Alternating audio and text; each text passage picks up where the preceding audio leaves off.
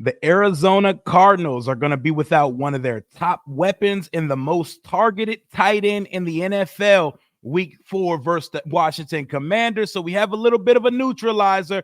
Austin Eckler's out for Washington. Trey McBride is out for the Arizona Cardinals. Let's talk about it.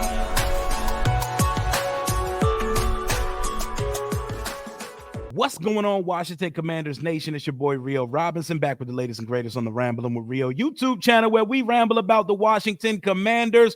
While it hurts a lot that Washington's going to be without one of our best weapons and phenomenal offseason additions in Austin Eckler, Kyler Murray is going to be without one of his guys as well.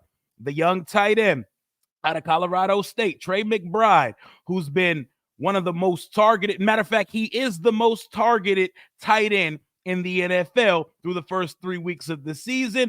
They're going to be without their guy. Trey McBride also sustained a concussion on Sunday, and the concussion protocol, I got a little bit of context on it. I seen one of these Twitter doctors put out a tweet that said, for those asking about Trey McBride, Devontae Smith, etc. in the concussion protocol, the NFL concussion protocol is 5 steps. Each step takes 24 hours, meaning you cannot complete multiple steps in one day. As they progress through the steps, the goal is to ramp up activity and not have any recurring concussion symptoms, headache, fatigue, dizziness, pain, etc. If the symptoms return, stop and try again tomorrow. If they haven't passed the 4th step by Thursday for a Sunday game, then they usually will not pass the protocol for that particular week. On Friday, they have to be a full participant with no setbacks. So rarely do teams practice on Saturday for a game. So if you're not full go on Friday, you are not playing on Sunday. So that is some very interesting and informal context about how the concussion protocol works. So our guy, Austin Eckler, their guy, Trey McBride. We're going to be seeing a lot of tight end Elijah Higgins on the other side of the ball. Higgins caught 4 passes and for 41 yards and a beautiful touchdown on a broken Kyler Murray play a couple weeks ago versus the Rams. Their other tight end, Tip Ryman, he's more of the blocking guy. He's their John Bates for reference, but this is a big loss for them. Another thing I want to point out here, Trey McBride is the most targeted tight end in the league. He has 14 catches for 122 yards. You know who has less targets and has been more efficient? Our tight end, good old reliable Zach Ertz, who's also going for an Arizona revenge game on Sunday.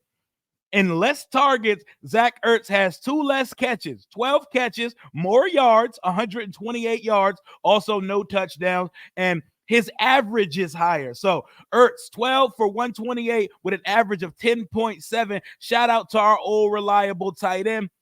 As long as health checks out, Zach Ertz is on pace to go over 700 yards this year. We'll get him in the end zone at some point, but it's kind of a stalemate. We lose a weapon, y'all lose a weapon. How are you going to counteract that? We're going to see a heavy dose of James Conner and Trey Benson, their two-headed rushing attack. We have not been able to stop the run. Shit, not a single team in the division looks like they can stop the run right now.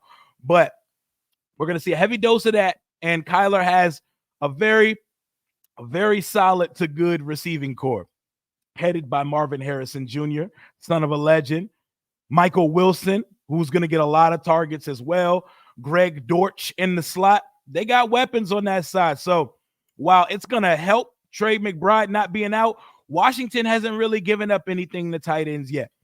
But it may be because no one's had to really had to count on their tight end. This was going to be the best tight end we saw in the schedule thus far, because the Giants don't have a tight end. Mike Gesicki's solid. Cade Otton is solid. But Trey McBride was probably the first tight end we were going to run into this year. We're so bad on the outside. Teams have not really had to depend on a tight end versus us, but we're getting Emmanuel Forbes back this week. We're going to see what we got in this guy. Fans, we know how we all feel about Emmanuel Forbes. At the end of the day, he was a first-round pick, and he's one of the younger corners. We need to see what he has in an evaluation year, and this is a big test for the defense because a lot of people have Kyler Murray as a top 2 quarterback through the first 3 weeks of the season. A lot of people had Trey McBride as the best tight end in the league through the first 3 weeks of the season. And a lot of people are counting us out. I saw the NFL Network, they did their picks. 6 out of 10 picked the Cardinals. We're 3.5-point dogs, but I like our chances in this one. I think these are two very similar trajectory teams. And Jonathan Gannon, while he may turn out to be a good coach, nothing he's put on tape as a coach so far terrifies me. And I know what the vibes are when Kyler Murray gets out on the field. I know he's slippery, and I know we have a problem corralling and taking down quarterbacks, but it is a little bit of a relief that Trey McBride's not playing, but I honestly like to see teams at full strength. But us being without Austin Eckler, I'm totally fine with the Cardinals being down a weapon as well. We're going to see exactly what this high-powered offense we've been hearing about and seeing for these first 3 weeks is really about on Sunday. No excuse to be out here getting beat by Elijah Wiggins and Tip Ryman, whatever the fuck his name is. No excuse for that.